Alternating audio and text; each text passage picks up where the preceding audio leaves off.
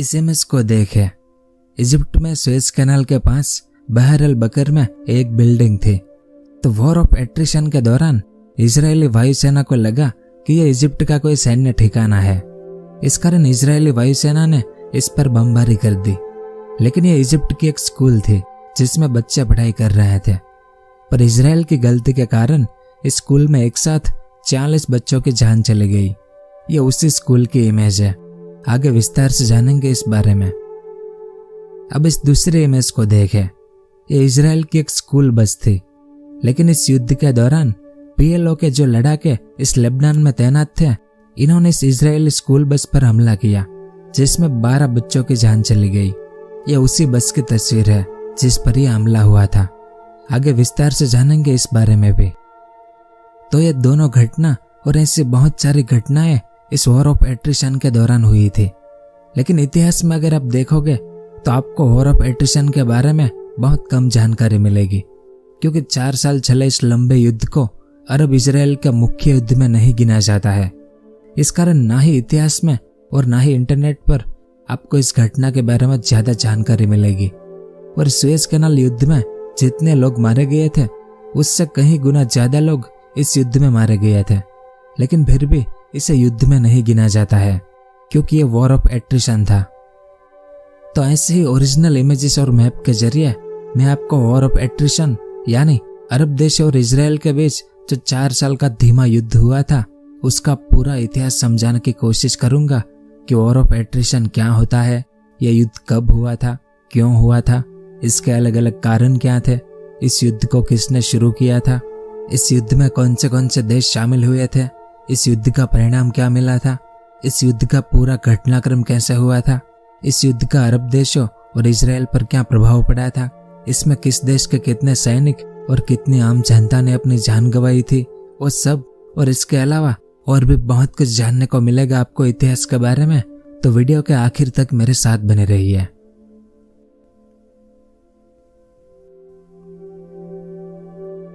तो इजराइल फिलिस्तीन विवाद की इस सीरीज में अब तक हमने 4 वीडियो बना दी है। पहली इजराइल का निर्माण, दूसरी अरब और इजराइल का पहला युद्ध, तीसरी सुएज कैनाल का युद्ध और आखिरी वीडियो में अरब इजराइल का तीसरा युद्ध यानी 6 दिन के युद्ध का इतिहास अब तक हमने जान लिया है, यानी 1967 तक का इतिहास। तो इस वीडियो में हम यहाँ से आगे का इतिहास जानेंगे। उम्मीद करता हूँ कि आपने ये पिछली सभी वीडियो देख ली होगी। खैर, तो 1967 वो समय था जब इजराइल के सभी पड़ोसी देश जो कि सब अरब देश है, जिसमें Egypt, Saudi Arabia, Jordan, Syria, Iraq और ये लेबनान मुख्य अरब देश थे। तो ये सब चाहते थे कि इस जमीन से इजराइल का नामो निशान मिटा देना है। और इससे पहले इजराइल ने हमारे लाखों फिलिस्तीनी लोगों को भगा दिया था, उन्हें वापस इस जमीन पर बसाना है। इस कारण इन सभी अरब देशों ने इजराइल से युद्ध किया 1967 में। लेकिन इजराइल ने सिर्फ 6 दिन में सभी अरब देशों को हरा दिया और ऊपर से इजराइल ने अरब देशों की जमीन पर भी कब्जा कर लिया। इस मैप में आप देख सकते हैं इजराइल ने इस इजिप्ट से ये पूरा सिनाई प्रायद्वीप और ये गाजा पट्टी दोनों कब्जा ली। इस जॉर्डन से ये पूरी वेस्ट बैंक और ये पूर्वी यरूशलेम भी इजराइल ने कब्जा लिया। और इस सीरिया से ये पूरी गोलन हाइट भी इजराइल के कंट्रोल में आ गई थी। यानी अरब देशों ने जिस उम्मीद के साथ ही युद्ध शुरू किया था उस पर इजराइल ने पानी फेर दिया और ये अरब देशों के लिए एक शर्मनाक हार थी। इस कारण सभी अरब देश गुस्से में थे क्योंकि वो इजराइल को मिटा तो नहीं पाए और ऊपर से इजराइल ने अरब देशों की और जमीन कब्जा ली और लाखों और फिलिस्तीनी लोगों को निष्कासित करके उन्हें भगा दिया गया। इस कारण अरब देशों का गुस्सा जायज था और 1967 के युद्ध के कुछ दिनों बाद ही सभी अरब देशों के लीडरों की बैठक हुई, जिसमें अरब लीडरों द्वारा यह फैसला लिया गया कि इजराइल के साथ कोई बातचीत नहीं, इजराइल को कोई मान्यता नहीं और इजराइल के साथ कोई शांति समझौता नहीं। अब अरब देशों को उनकी ये जमीन भी इजराइल से वापस लेनी थी, जिस पर अब इजराइल ने कब्जा कर लिया था इस युद्ध के दौरान। दूसरी ओर अगर अरब देश इजराइल के साथ शांति समझौता करके इजराइल को एक देश के रूप में मान्यता दे दे तो इजराइल भी अरब देशों को उनकी जमीन वापस लौटाने के लिए राजी था। लेकिन अरब देशों को शांति समझौता करना नहीं था क्योंकि आत्मसम्मान का सवाल था। यानी अब अरब देशों के पास एक ही रास्ता था, या तो इजराइल से युद्ध करना, या इजराइल को कमजोर करना, या फिर इजराइल को अरब देशों की जमीन खाली करने के लिए मजबूर करना। दूसरी ओर अरब देशों के हीरो अब्देल नासिर, जो कि इस इजिप्ट के प्रेसिडेंट थे, तो इजिप्ट भी यह 6 दिन का युद्ध हारा था इजराइल से और इसने अपना एक पूरा सिनाई प्रायद्वीप खो दिया था। तो अब्देल नासिर पर दबाव बढ़ता जा रहा था। इस कारण इसके बाद नासिर को सिनाई प्रायद्वीप वापस पाने के लिए कुछ कदम उठाने की जरूरत महसूस हुई और इन्होंने इजराइल के साथ वॉर ऑफ एट्रिशन शुरू किया 1967 में ही, यानी 6 दिन के युद्ध के कुछ दिनों बाद ही। तो वॉर ऑफ एट्रिशन क्या होता है? तो इसका सीधा मतलब यह होता है कि दुश्मन की सामरिक और मानसिक ताकत को कमजोर करना, जिसमें दुश्मन की सेना को बार बार हानि पहुंचाना और उसे कमजोर करना होता है, ताकि दुश्मन की सेना का मनोबल कमजोर हो और उसे समझौता करने के लिए मजबूर होना पड़े। इसका सबसे बेहतरीन उदाहरण प्रथम विश्व युद्ध में देखने को मिला था, जब पश्चिमी मोर्चे पर दोनों सेनाओं ने एक दूसरे को कमजोर करने की लंबी कोशिश की थी।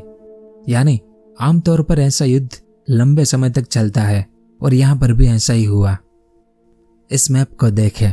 इस पूरे सिनाई प्रायद्वीप पर इजरायली सेना ने बेस बना रखे थे। तो जुलाई 1967 में इजिप्ट की वायुसेना ने सिनाई में कई इजरायली ठिकानों पर हमला करके वॉर ऑफ एट्रिशन की शुरुआत की, जिसके बाद इजिप्ट ने अपनी वायुसेना, पैदल सेना और नेवी से छुटपुट हमले शुरू किए इजराइल पर, जिस दौरान 12 जुलाई के दिन रोमानी तट की लड़ाई हुई, जो यहाँ मेडिटेरियन समुद्र में हुई थी।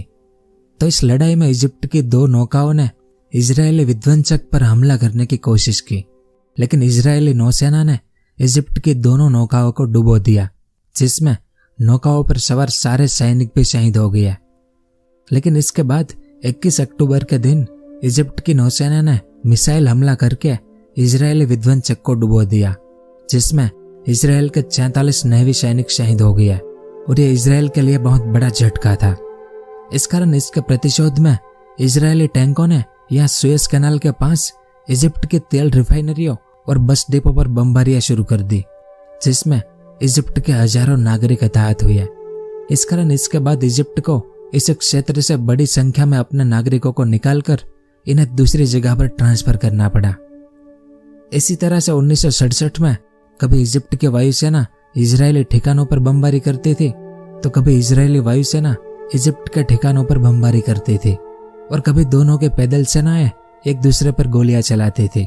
लेकिन यह सब बहुत छोटे लेवल पर चल रहा था, यह सुएज कैनाल के आसपास के क्षेत्रों में। दूसरी ओर इजरायल ने जिन लाखों फिलिस्तीनी लोगों को भगाया था पहले, उन्होंने इजरायल से लड़ने के लिए पीएलओ संगठन बनाया था, जिस पीएलओ के लड़ाके इस जॉर्डन और सीरिया में तैनात थे। तो इसमें से पीएलओ का एक बड़ा अड्डा जॉर्डन के स्करामे शहर में था, जहां से पीएलओ लड़ाके बार बार इजरायली नागरिकों पर चोरी छिपे हमले कर रहे थे और उनकी जानें ले रहे थे। तो 21 मार्च 1968 के दिन इजरायल ने जॉर्डन के स्करामे शहर पर हमला किया। हमले का लक्ष्य यह था कि करामे में पीएलओ का जो अड्डा है उसे नष्ट करना और पीएलओ के लीडर यासिर अराफत को गिरफ्तार करना था। तो पूरा दिन इस करामे में इजरायली सेना और पीएलओ के बीच लड़ाई चली, जिसमें इजरायल ने पीएलओ का अड्डा लगभग नष्ट कर दिया था और पीएलओ के 141 लड़ाकों को इजरायल ने बंदी बना लिया। लेकिन इसमें इजरायल ने भी अपने दर्जनों सैनिक खो दिए थे। पर इजरायल के इस हमले के बाद इस जॉर्डन ने फिलिस्तीनियों के साथ मिलकर इजरायल पर हमलों की तादाद बढ़ा दी। दूसरी ओर 8 सितंबर 1968 के दिन इस सुएज कैनाल पर इजिप्ट के टैंकों ने एक इजरायली बेस पर हमला कर दिया। इसमें भी 10 इजरायली सैनिक शहीद हो गए। लेकिन इसके जवाब में इजरायली कमांडो ने ऑपरेशन शॉक को अंजाम दिया, जिसमें इजरायली कमांडो ने बेहिसाब बमबारी की। इस कारण इजिप्ट का एक इलेक्ट्रिक स्टेशन, नील नदी के 2 बांध और एक पुल नष्ट हो गया। अब इजिप्ट में बांध और इलेक्ट्रिक स्टेशन नष्ट होने से इजिप्ट में पावर की कमी के कारण ब्लैकआउट हो गया। इस कारण इसके बाद अब्देल नासिर को कुछ महीनों के लिए वॉर ऑफ एट्रिशन को बंद कर देना पड़ा। इस कारण इसके बाद पूर्वी सुएज कैनाल पर, यानी इस वाले भाग पर, इजरायल की स्थिति फिर से मजबूत हो गई। अब इस मैप को देखें। सुएज कैनाल के पूर्वी छोर पर इजरायल ने अपनी स्थिति और मजबूत करने के लिए बार लेव लाइन का निर्माण किया। इसमें जो लाल रंग की पूरी लाइन है, यह है बार लेव लाइन। दिखने में यह कुछ ऐसी दिखती है, इस इमेज में भी आप देख सकते हैं। तो सुएज कैनाल के एक छोर पर अब इजराइल काफी मजबूती से तैनात हो गया था और उस समय ऐसा माना जाता था कि अब इजिप्ट इस बार लेव लाइन को कभी क्रॉस ही नहीं कर पाएगा। और जब 9 मार्च 1969 के दिन इजिप्ट के general Abdul Munim Riad Suez canal का दौरा करने गए तो इजरायली हमलों के दौरान इनकी मौत हो गई। इस कारण इजिप्ट की सेना ने बार लेव लाइन पर हमला किया, जिसमें इजराइल के 46 सैनिक तो सामने इजिप्ट के इससे भी ज्यादा सैनिक शहीद हो गए। इसके बाद जुलाई 1969 में इजराइल ने ऑपरेशन बॉक्सर को अंजाम दिया, जिसमें पूरी इजरायली वायुसेना ने सुएज कैनाल को पार करके इजिप्ट की इस मुख्य भूमि पर हमला किया, जिसमें इजरायली वायुसेना ने इजिप्ट के दर्जनों विमानों, टैंकों और तोपखानों को नष्ट कर दिया। और एक अनुमान के अनुसार इस हमले में इजिप्ट के 300 सैनिक भी शहीद हो गए और ऊपर से इजिप्ट के कई सैन्य बेस भी गंभीर रूप से क्षतिग्रस्त हो गए थे। फिर जुलाई से दिसंबर के बीच इजराइल ने सुएज कैनाल के इस तरफ इजिप्ट के ठिकानों पर हवाई हमलों की एक सीरीज शुरू की, जिसे फ्लाइंग आर्टिलरी कैंपेन कहा जाता है, जिसके तहत इजरायली वायुसेना ने सिर्फ अगस्त महीने में ही लगभग 1000 लड़ाकू उड़ानें भरी, जिसमें इजिप्ट की दर्जनों साइटें नष्ट हो गई और इजिप्ट के 21 विमान भी नष्ट हो गया। इसके अलावा इस हमले के दौरान इजिप्ट के सैकड़ों सैनिक तो शहीद हो गया, लेकिन इजिप्ट में जो सोवियत संघ के सलाहकार थे वह भी मारे गए। फिर 9 सितंबर 1969 के दिन इजराइल ने ऑपरेशन रवीव शुरू किया, जो एक बहुत ही अजीब तरह का ऑपरेशन था। ऐसा इतिहास में कभी कभार ही होता है, क्योंकि इस ऑपरेशन में इजरायली सेना ने इजिप्ट की सेना की वर्दी पहनकर इजिप्ट के ही टैंकों पर कब्जा कर लिया। इस इमेज में आप देख सकते हैं, यह इजिप्ट का टैंक है, लेकिन इसका कंट्रोल अब इजरायली सैनिकों के हाथ में था और इजिप्ट के इन्हीं टैंकों से इजरायली सैनिकों ने इजिप्ट की ही 12 सैन्य साइटों को नष्ट कर दिया। यानी दुश्मन के इलाके में 9 घंटे तक बिना किसी बाधा के इजरायली सेना ने इजिप्ट के 200 सैनिक, एक कर्नल और 2 सोवियत सलाहकारों को शहीद कर दिया, वो भी उनके ही हथियारों से। फिर इसके बाद 17 अक्टूबर 1969 के दिन अमेरिका और सोवियत संघ ने इस संघर्ष को समाप्त करने के लिए राजनयिक वार्ता शुरू की और इस वार्ता के कुछ समय बाद इन दोनों महासत्ताओं ने तय किया कि इजराइल सिनाई प्रायद्वीप से अपनी सेना हटा ले और सामने इजिप्ट अपना वॉर ऑफ एट्रिशन खत्म कर दे। लेकिन इजराइल और इजिप्ट दोनों ने इसे अस्वीकार कर दिया कि यह हमें बिल्कुल भी मंजूर नहीं है। और अब्दुल नासिर अपने भाषणों और बयानों में ये साफ साफ कह रहे थे कि इजराइल के साथ कोई भी सीधी शांति वार्ता आत्मसमर्पण के समान है। इस कारण हम इस वार्ता को अस्वीकार करते हैं। यानी वॉर ऑफ एट्रिशन को खत्म करने की पहली कोशिश असफल हो गई।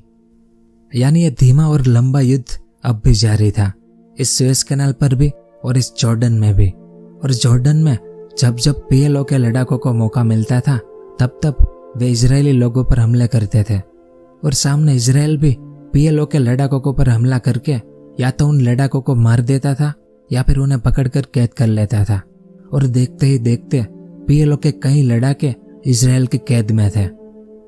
फिर 1970 शुरू होते होते इजिप्ट की वायुसेना काफी हद तक तबाह हो गई थी। इस कारण प्रेसिडेंट अब्दुल नासिर फिर से सोवियत संघ के पास गए नए आधुनिक हथियार खरीदने। लेकिन शुरुआत में सोवियत संघ ने मना कर दिया कि हम आपको आधुनिक हथियार नहीं देंगे। इस कारण अब्दुल नासिर ने अपने पद से इस्तीफा देने की धमकी दी, जिसका मतलब था कि भविष्य में इजिप्ट मदद के लिए अमेरिका का दरवाजा खटखटाएगा।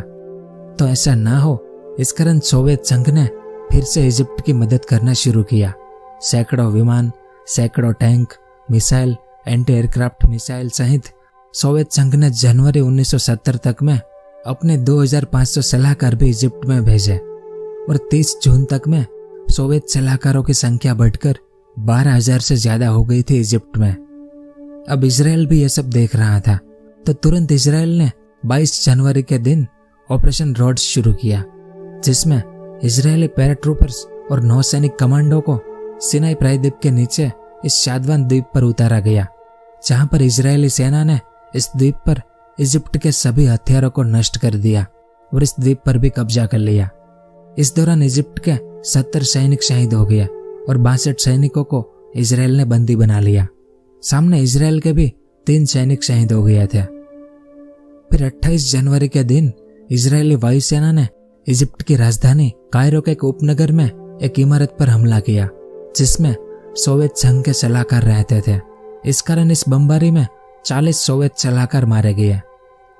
फिर फरवरी 1970 में इस गोलन हाइट पर इजरायली और सीरियाई सेना के बीच भी चुटपुट लड़ाइयां शुरू हुई। यानी इजराइल का यह धीमा युद्ध अब सीरिया, जॉर्डन और इजिप्ट तीनों के साथ शुरू हो गया था। और लगभग इसी समय पर इजिप्ट की एक कमांडो टुकड़ी ने यह सीनाई में मितला दर्रे के पास हमला करने की कोशिश की, लेकिन इजराइल ने इजिप्ट के सभी कमांडो को पकड़कर उन्हें बंदी बना लिया। इसके बाद एक दुखद घटना घटी। 8 अप्रैल 1970 के दिन इजरायली वायुसेना ने इजिप्ट के स्कूल को सैन्य प्रतिष्ठान समझकर गलती से उस स्कूल पर बमबारी कर दी, जिसे बहर अल बकर प्राइमरी स्कूल बॉम्बिंग की घटना कहते हैं। इसमें इजराइल की गलती के कारण 40 बच्चों की जान चली गई। इस कारण इस गलती के बाद इजराइल ने अपने हमलों की तादाद कम कर दी, पर इससे इजिप्ट को अपने सैन्य ठिकानों को मजबूत करने का मौका मिल गया और इजिप्ट ने फिर से पुनः निर्माण भी शुरू कर दिया। दूसरी ओर 3 मई 1970 के दिन जॉर्डन में एक लड़ाई हुई, जिसमें इजरायली सैनिकों द्वारा 21 PLO लड़ाकों को मार दिया गया। फिर जुलाई 1970 में इस तरफ इजरायली लड़ाकू विमानों ने इजिप्ट के हथियार गोडाउन पर हमला किया, जिसमें हथियारों की सभी बैटरियां बर्बाद हो गई और 8 सोवियत सलाहकार भी मारे गए। और लगभग यही वो समय था जब यह धीमा युद्ध थोड़ी तेजी से आगे बढ़ रहा था और सभी ओर से हमलों की तादाद लगातार बढ़ती जा रही थी। कभी सीरिया हमला करता था तो कभी इजराइल उन पर हमला करता था। नीचे जॉर्डन और इजराइल भी एक दूसरे पर हमलों की तादाद बढ़ाते जा रहे थे और इसी समय पर यह लेबनान भी इसमें कूद पड़ा था।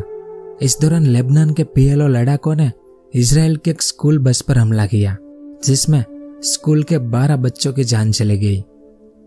फिर इस तरफ सुएज कैनाल पर इजरायली गश्ती दल पर इजिप्ट ने घात लगाकर हमला किया, जिसमें 13 इजरायली सैनिक मारे गए और 2 इजरायली सैनिकों को इजिप्ट ने बंदी बना लिया।